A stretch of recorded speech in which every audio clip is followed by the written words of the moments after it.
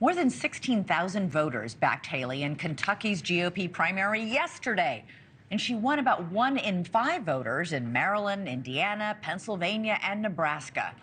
All told, more than 4.3 million primary voters have backed Haley so far this election cycle, 20% of the Republican vote. And that chunk of supporters could play a big role on Election Day in November, which is why Haley says what Haley says and what she doesn't say is still so important. Well, joining us now is conservative strategist and journalist Scottie Nell Hughes, and Joe Walsh is a former Republican congressman from Illinois. So great to have both of you here with us today. Scottie, I'll start with you. What did you think of what she said? There's been a lot of debate. People pounced and said, oh my God, she's endorsing. And then it was like, oh, wait a minute, no, she's not. She said she'd vote for him, but she didn't sound really excited about it. Well, of course she's not excited. Primaries aren't pretty, and this was probably one of the ugliest ones the Republican Party has seen in recent times, but I applaud her. I think she very gracefully did say she was going to vote for Trump, and I think she did offer great advice. Trump should not just assume that those Haley voters are going to vote for him. In fact, it's not necessarily not voting for him. I doubt if you're really a Republican that you could pull the lever for Biden, but more importantly, they would just stay home. And Trump cannot stand to have those voters stay at home. But this is something he faced in 2016 with the Cruz voters, and so I think he can handle it very well. But I agree with Haley. He cannot just take it for granted that those voters are going to automatically show up for him if they show up at all. Yeah, Joe, she basically repeated what she said when she dropped out, that she wanted to see if Trump would show her supporters if they had a place in today's Republican Party. Has he? Do they? Yes, but Elizabeth, let's be clear. Nikki Haley in that primary said Donald Trump was unfit to be president. Haley said he was not qualified to be president. He's unhinged. He's a bully. I mean, look, and Nikki Haley also, Elizabeth, said, I will never kiss the ring.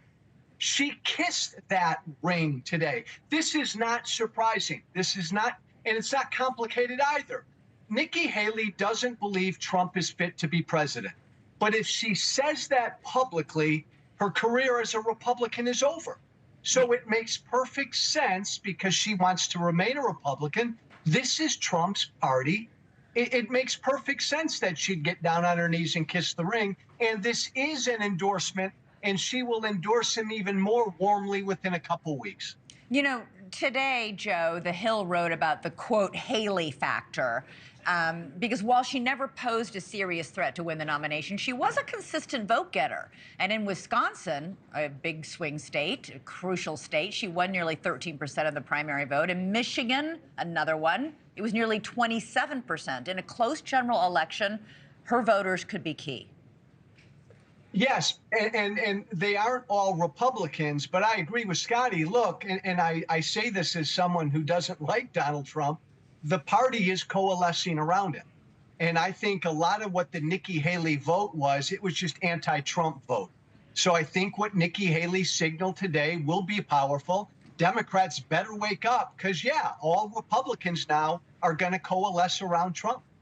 Scottie, Biden is making a strong play for Nikki Haley's voters. He's quietly organizing a Republicans for Biden group that will focus on Haley voters in key swing states. And remember, he congratulated her for having the courage to run against Trump when she dropped out of the race and said very publicly, quote, Donald Trump made it clear he doesn't want Nikki Haley's supporters. I want to be clear there's a place for them in my campaign. Does he have any shot at winning them over?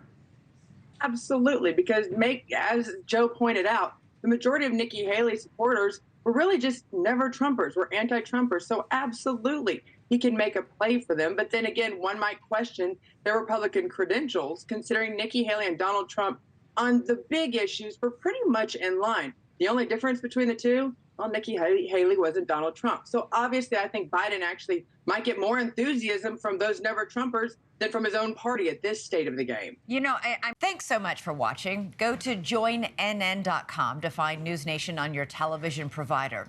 And don't forget to click the red subscribe button below to get more of NewsNation's fact-driven, unbiased coverage.